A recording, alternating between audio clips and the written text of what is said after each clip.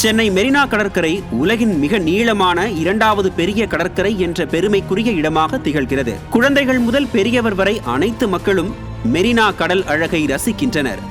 ஆனால் மாற்றுத்திறனாளிகளுக்கும் முதியோர்களுக்கும் கடல் அழகை ரசிக்க கடந்த ஆண்டுகளில் கோடிக்கணக்கான ரூபாய் செலவழித்து நிரந்தர மரப்பாலங்கள் என்ற ஒன்றை அமைத்து அதை பக்காவாக சென்டிமெண்ட் காட்சிகளால் பேக்கேஜ் விளம்பரம் செய்து மக்கள் மத்தியில் பெரிய சாதனை செய்தது போல் மார்த்தட்டி கொண்டது. திமுக ப்ராடக்ட் என்றாலே அது நம்ம ஊர் சைனா ப்ராடக்ட் தான் என்று சமூக வலைதளங்களில் நெட்டிசன்கள் கேலி செய்யும் அளவுக்கு மரப்பாலம் திறக்கப்பட்ட அதே வருடம் வந்த மாண்டூஸ் புயலால் பாதிக்கப்பட்டு பெரும் சேதமடைந்தது. மாற்றுத்திறனாளிகளுக்கான அந்த பாதை பலமுறை பழுது பார்க்கப்பட்டும் வீணானது.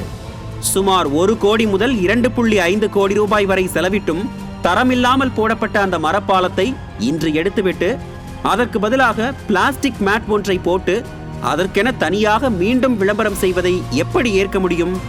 கடந்த முறை கோடிகளில் செலவழிக்கப்பட்டு அமைக்கப்பட்ட மர அமைப்புகள் சைனா ப்ராடக்ட் ஆகி போனதால் அதை பயன்படுத்த முடியாமல் போனது. அதை சாக்காக வைத்து மாற்றுத்திறனாளிகளின் கடற்கரை பாதைக்கு நிரந்தர தீர்வுக்கு வழிவகுக்காமல் தற்காலிகமாக பிளாஸ்டிக் பாய்களை போடுவது எவ்வளவு பெரிய ஏமாற்று வேலை! இந்த பிளாஸ்டிக் மேட் மணலில் உறுதியான அழுத்தமான பாதையை தருகின்றன என விளம்பரம் வேறு.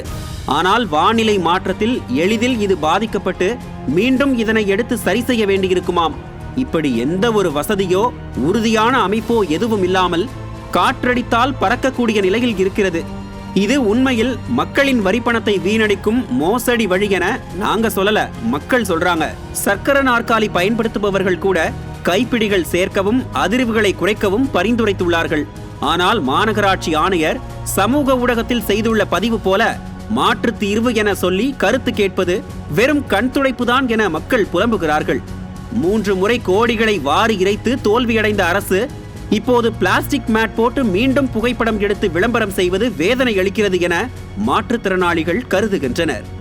ஒரு அரசாங்கம் மக்களுக்கு உரிய சேவைகளை வழங்க வேண்டியது தலையாய கடமை. ஆனால் பொம்மை முதல்வர் ஸ்டாலினின் திறனற்ற நிர்வாகமோ தொடர்ந்து மக்கள் பணத்தை வீணடிப்பு செய்வதிலும் தற்காலிக தீர்வுகளை மட்டுமே தருவதிலும் விளம்பர அரசியல் செய்வதில் மட்டுமே புரையோடி கொண்டிருக்கிறது. ஒரு நிரந்தர பாதை அமைக்காமல் பிளாஸ்டிக் பாய்களை போட்டு யாரை ஏமாற்றுகிறது இந்த விடியாத அரசு? பொதுமக்களின் வரிப்பணத்தை வீணாக்கும் இந்த போக்கு எப்போது மாறும்? மெரினா அனைவருக்கும் சொந்தம். ஆனால் மாற்றுத்திறனாளிகளுக்கு இன்னும் எட்டாக்கனியாகவே இருக்கிறது.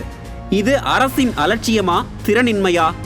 மாற்றுத்திறனாளிகளை காரணம் காட்டி கஜானாவை காலி செய்து மக்களின் வரிப்பணத்தை வீணடித்து காலத்தை கழிக்கும் இந்த அரசை மூட்டை முடிச்சு கட்டி வீட்டுக்கு அனுப்பும் காலம் இன்னும் சில மாதங்களே.